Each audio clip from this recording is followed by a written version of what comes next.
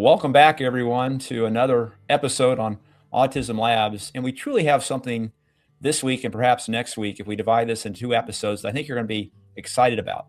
And that is vocations and jobs for your kiddos, right? Every parent I've ever talked to, and probably many of you that are watching this right now that have a special needs teenager or young adult, is not just concerned about their future in terms of where they're going to live and how they're going to live and how independent they can be, but what are they going to do, right? I mean, where are they going to get the joy and the fulfillment out of life?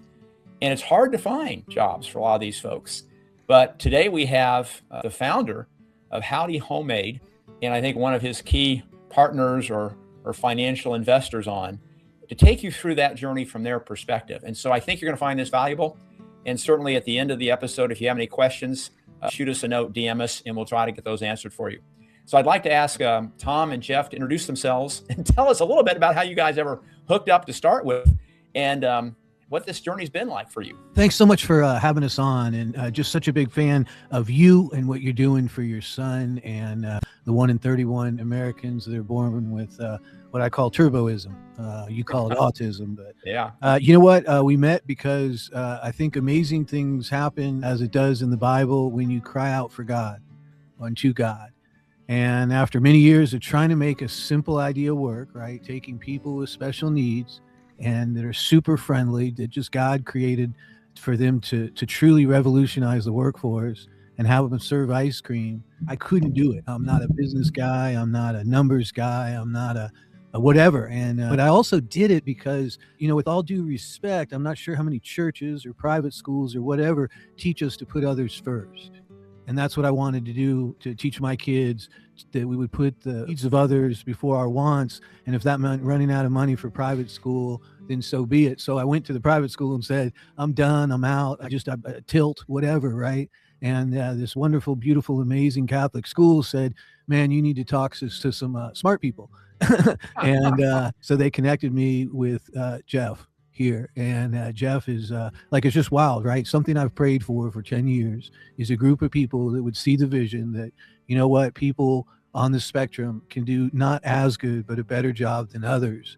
And then from here, it's time for me to kind of, try and keep on figuring those things out. But man, Jeff and really his whole team should be on, because it's fascinating what these Ivy Leaguers, these high-powered consultants are doing with the mission. Tom, you sell yourself short. Tom is one of the most amazing founders you'll ever meet, and a legend, both locally and nationally, because of all the amazing work that you did by truly trusting this prayer that you entered into and betting everything on it. So none of us would be here without the founder of Tom, who knew that there was an opportunity to build a homemade ice cream company with an amazing award-winning product, but more importantly, with the type of employment that brings dignified work to folks on the spectrum and other folks with special needs. I went to A&M, so we can't quite call that Ivy League. I think it's maybe there's a higher level than Ivy League, maybe. So I don't know what that is, but there are some guys around here that are in that world. But, you know, it's hard sometimes to put into words how people come together or why God puts people in your path. And I often don't want to completely understand it, because I think that's my need for control, instead of just trusting that these things happen for a reason. And I was aware of and a fan of this company called Howdy Homemade Ice Cream for about 9 years before we finally got to sit in the same room, me and Tom and his wonderful wife, Margaret. He brought along his vice president, boss man, Brant, who's been with the company for 10 years. Brant has Down syndrome, and he also has biceps that can intimidate anyone. He's an awesome man. He loves great music. He loves the Lord. He loves wrestling. He loves to have a good time with us. And they all came to that very first meeting. I didn't tell Tom at the time that I was dairy free, but I went ahead and ate the ice cream in front of him, and it was awesome. It was awesome.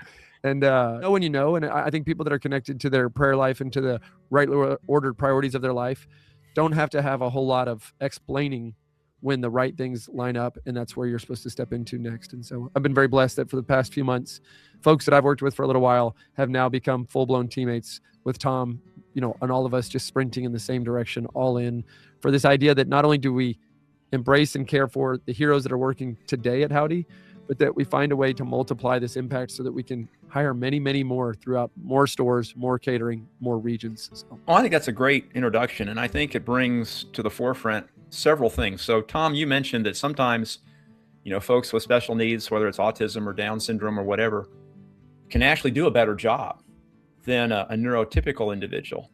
And there's actually been some research around this, right? That there are certain special needs where focus and structure is super important.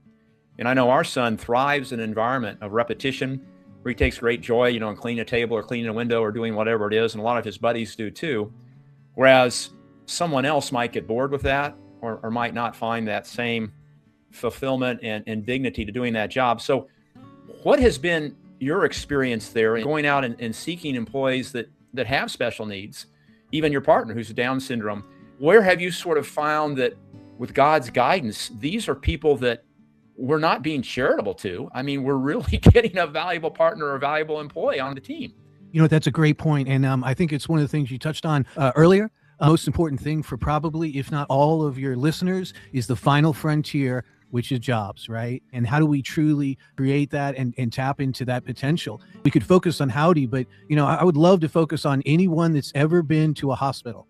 I don't know if anyone has ever been to a hospital before, right? But nurses there with a graduate degree are getting paid $60, $65 an hour, often to sterilize a cot and to put surgical instruments in order for the surgery coming up, right? You could pay someone from 29 Acres, right? From a nonprofit special needs organization, $15 an hour, or a good amount of money, $20 an hour, right? To do that work, which would then elevate the entire atmosphere of the hospital, because those nurses that went through graduate school don't want to sanitize stuff, right? It just, there's a wonderful book called The Checklist Manifesto, right? It's why the B-2 bomber, the first flight it ever took off, it crashed, right? They didn't do a single thing differently. They just put a checklist in place, right? People with a sense of entitlement won't follow those checklists. People on the spectrum live and thrive by those checklists. And those we see are the absolute future of the power of this workforce that's coming up. Let's talk about checklist in general and how you incorporate that kind of rigor or step-by-step and making sure the job gets done properly at Howdy Honda. I mean, I think anybody, regardless of their IQ or their education, needs some level of organization and some goals to achieve every day. And, I've even found myself writing things down on my to-do list that I completed so I could then check it off. Yep. I mean, so that's a bit backwards, but what have you learned at the ice cream stores that you've started that really help those with special needs, especially those that are higher support, right? That they maybe require even more guidance or assistance, that has really helped you guys be successful, that maybe you didn't realize with the opening of that first store, but now that you've got a bunch under your belt, boy, this has really been part of our secret sauce. That's a great question. And I think, frankly, I made so many mistakes when I first started out. And one of them was, frankly, not being able to delineate between someone having special needs and not wanting to do it, right? So, and then finding out where their areas of interest are and where they're comfortable starting out. And one of the most beautiful things that happened was when I started out very naively, I thought, well, we'd have people in the front with Down syndrome that were friendly and greet people, and people on the spectrum in the back, and they would follow directions very quickly on ingredients and recipes and things like that. And what happened over time is just, gosh, you could see somebody that perhaps was kind of on the verbal, nonverbal edge started to realize that, hey, what the reality is, if I don't greet people, I'm going to be stuck in the back doing dishes over and over and over again. Yeah. So you know what? I'm actually going to say hi, and we found these beautiful points of contact with baseball, right? Baseball is nothing but numbers. It's box scores. And so Baseball Benjamin on the autism spectrum, whose parents didn't think he'd go to college, they're Ivy Leaguers, right? He comes in, works at Howdy, and 400 times I'll walk in and out that door and ask him to say howdy. And maybe after 300, he'll start or something. But after enough time, he got to where he felt comfortable enough with the EQ, whatever you want to call that. He went to local Dallas Community College. Of course, he aced that. He ended up UTD. He aced that. He just got his master's degree in computer science from University of Texas at Dallas. And I think those are some of the type of things we see that can happen when you bring two things into this equation that are never talked about, and that's grace and love, right? Just grace that over and over again. I think grace and love, both, spiritual grace, a gift from God that you can sort of then pass on down to others. And part of what I think about when I think about grace is inordinate patience. And you talked about that, right? And Jeff, I'd like you to weigh in on this from a financial perspective, because I suspect, and I could be wrong here, that the financial metrics that one uses for a Howdy homemade may be a little bit different, maybe not, on some of the other investments. But what we've seen happen, Tom, and I think it goes back to what you were saying, is you don't know what potential is inside a human until you put them in a situation and you allow them to grow at their pace. And their pace is often not your pace. And so we go to Crux climbing gyms here in Austin, and everyone climbs. And most of our teens and young adults have no desire to climb when they first look at that wall. It's intimidating. It's 60 feet tall. And our son doesn't even understand the idea of holding on. But over time, with help, 3 people helping him, one person putting his foot on that first step and somebody else pushing his rear end up. And then he's got a little treat, 3 feet above his head that he knows if he climbs another 3 feet, he gets that little treat with somebody right next to him. It took months, but now he'll climb 60 feet by himself without any treats. He's got the belay rope around him, so he's safe. And he had a job there, right? Until they closed one gym down. They're fixing to open another one, but he could actually do cleaning and whatnot. And so one would never have thought that our son or others like him would enjoy that, would find it fulfilling, would enjoy the challenge, and would look forward to it. And so are there any other stories that come to mind, especially with folks that are never going to be able to get to that undergrad level and that master's of computer science? That's just not in their skill set or even in their aptitude range. But even if you sort of lower the bar a little bit and you say, I never thought so-and-so would be at the front of the store, greeting people, and now they're one of our most exciting greeters, or they never thought I'd see them bussing tables, but now they like to do it. Is there anything like that comes to mind that maybe for someone that's got a little bit more of that high support need that you guys have been able to address and you find just amazing? Oh, I want to tee up Tom and give him a second. He can come up with whichever one of these stories he wants to share. But something that's so beautiful to watch is that Tom has taught all of us, and even the families of our heroes, the power of the word yet. And so there's so many times that I've heard the stories firsthand, secondhand, even from our heroes' parents, that they would say, or somebody would say, oh, our son or daughter can't run a cash register, can't do the ingredients and the measurements to make the ice cream. And Tom, as a coach, would say, your son or daughter can't do that yet. And just like your example of 3 feet at a time that turns into a 60-foot climb with, just a belay rope and you're good to go. That's how Tom has been coaching these heroes. Some of them have been with him for 10 years and have just celebrated their 10th anniversary. And those are the folks that their parents said to me, nobody has believed in my son more than Tom Landis and coached them, even when we all said, my son can't do that. Tom says can't do that yet. What story? I think first is, where does hope come from, right? And I believe that those in the special needs community have a hope within them that is far greater than the rest of the community. And a dear friend of mine had a son that was on a Young Life ski trip and hit a tree and was in a coma for almost 23 years before he passed away. So 20 years into it, him not speaking, moving, anything, right? If you asked me to put my hand on a Bible and say, is there any hope for him? I'd have to say, no. This is my dear friend, right? And this is his son, but I have no hope. It's Christmas time, and his mom says, Tom, do you know what? This is 3 years ago. Next year is the year. I was thinking in my mind, okay, next year's the year. You've kept him alive for 20 years. You've done everything. Maybe it's time to let him go, right? That was my thinking, my pure, clear line of thought, whatever. And then she said, the mom of a child with special, no, next year's the year my child's going to speak. That's the type of hope that we pull from. And, like we're in Austin, I'm like, okay, I'm getting on 35. I'm going to come down and we're going to have a conversation. I'm going to meet your son and we're just going to try and break one glass ceiling. Right. And then see, because you know what, I'm going to call out most of our society that tells parents of people with special needs, your kid can do anything. But then when he comes to 18 or 19, all we want is a chance, is an opportunity to create a job for them. And people, they just can't create that space. So thankfully there's people like Jeff and his team and our team that are saying, you know what, we're really not going hat in hand. We're putting our hat in hand and we're coming after you and we're going to take your business. We're going to open more businesses. And there's no reason that you and the 61 million other Americans with special needs or family members with special needs are going to choose us over every other place. Jeff, what do you want to add? Like, what has your role been with Howdy, and how have you helped Tom's vision grow, and what nurturing have you provided? I'll try to keep this simple, but I'm like 27 years into starting organizations or leading turnarounds, all in a place where I feel inspired to use the gifts and talents that God entrusted me with so that I could improve the lives of other people.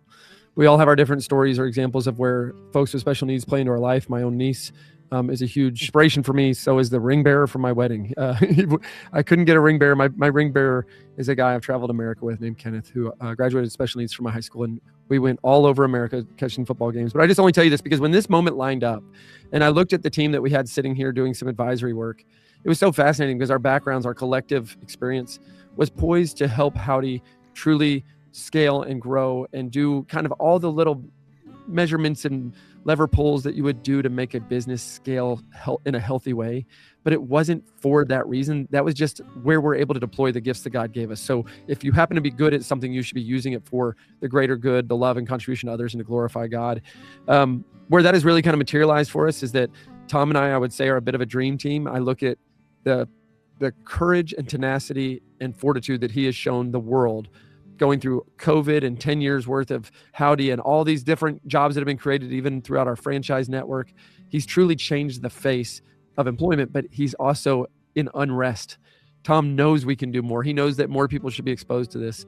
And so he also was open to accepting the help of and the contribution of more folks. So we came in as minority investors and owners. Tom and his wife are still the majority owners of this organization. But what that allowed us to all do is to wrap around and create this executive team that we're going to market with, and already seeing the fruits of having to look at hiring more people because our catering has ramped up even before we know where our next door is going to be. I mean, it's a neat moment of the thesis is working. If we can create the right brand, overlapping relationships, help to control and optimize costs, all the things you would do in a business, all for and always with the mission front and center, then the outcome becomes, well, we're going to be hiring more folks. We're going to be training more folks. Tom's going to get to tell more parents, your son or daughter can't do that yet. But the yet always has that lingering, I'm going to work with them. So you asked earlier about financial. I want to just share one thing with you. Raising money for Howdy. We live in America. Capitalism is so interesting. It either is or isn't a fit for somebody to eat our ice cream. Turns out if you have our ice cream, you're going to fall in love with it. So almost everybody, it's a fit. But becoming an investor in Howdy isn't for everybody, and that's fine.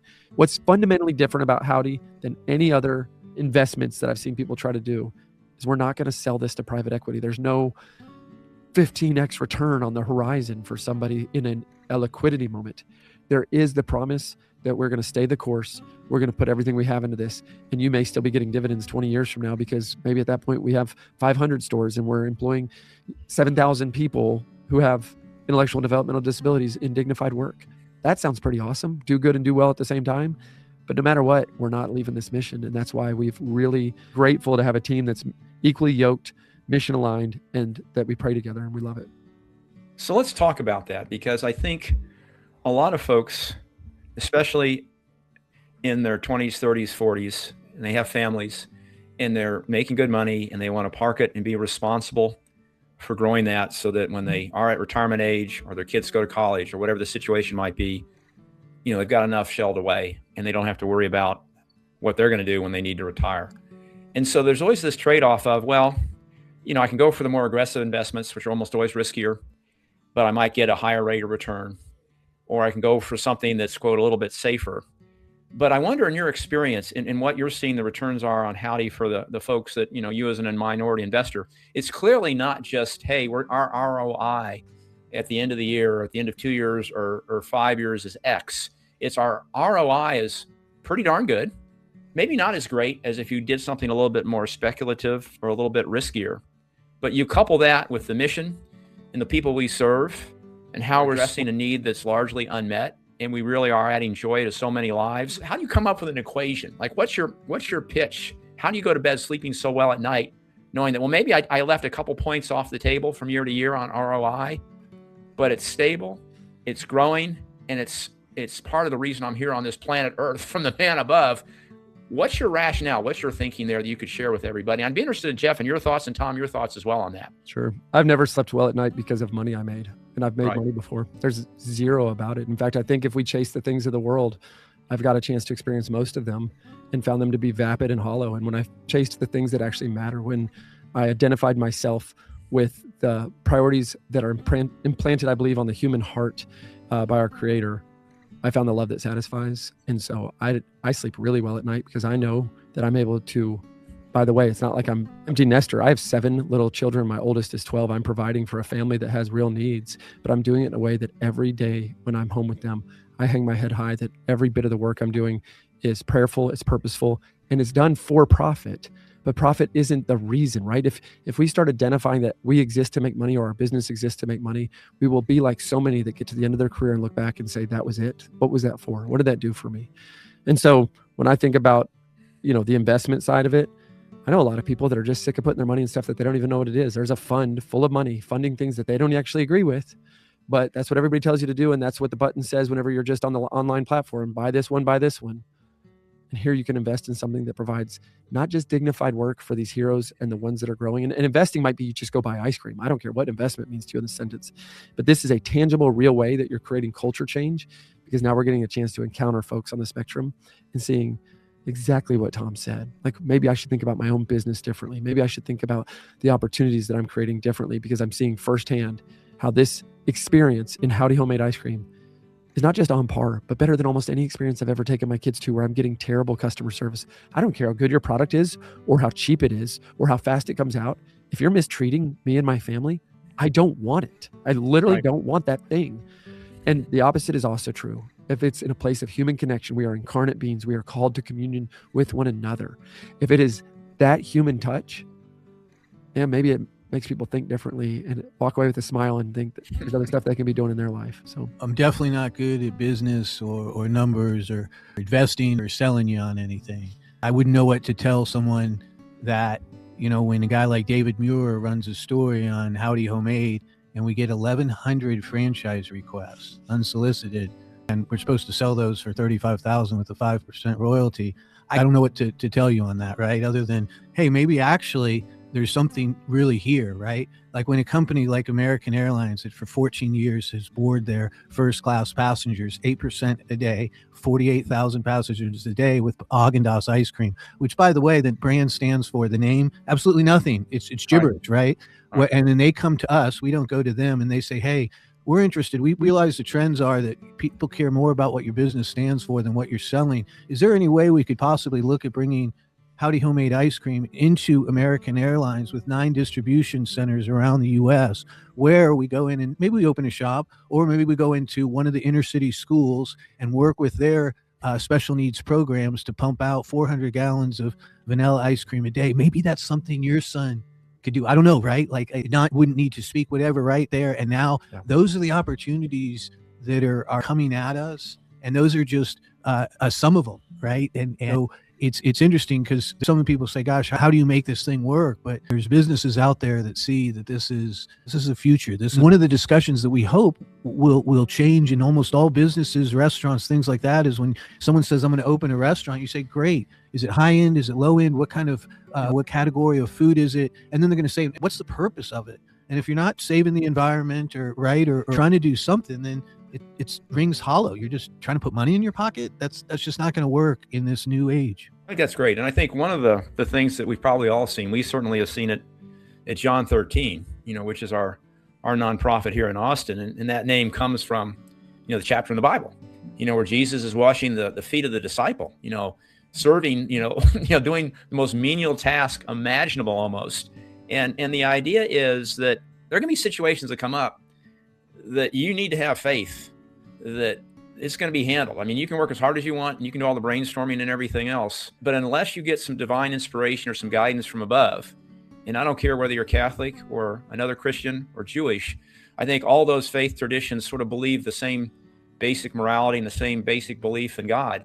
If you don't have that kind of help, it's not going to go well. And one of the examples, our son tends to coat a soap brush just with an inordinate amount of soap. And so he goes through a ridiculous amount of soap, but he has a curved spine, slightly curved spine, so he doesn't reach very high. So he really couldn't clean windows effectively, but boy, he could sure put a lot of soap on that sponge. So we paired him up with another guy who was autistic, but higher functioning, lower support. And he would put one little drop of soap on that sponge head. He was very meticulous. And that really wasn't quite enough soap when you've got that pole and you're trying to clean the top of the window at a Crux gym that's got 15 feet tall windows to clean. So we paired them together, right? And so what happened was Michael would put as much soap as he possibly could on the pole. And then the other guy, would take it all the way up there, and he needed a lot of soap to clean the top part of those windows very well. And Michael would clean the bottom part. So each one individually couldn't get the job done. But together they formed this incredible team where you couple someone that maybe needs a little more help with someone that almost becomes their big brother. Together, they were able to do things in a job environment. They both earned almost double minimum wage at Crux.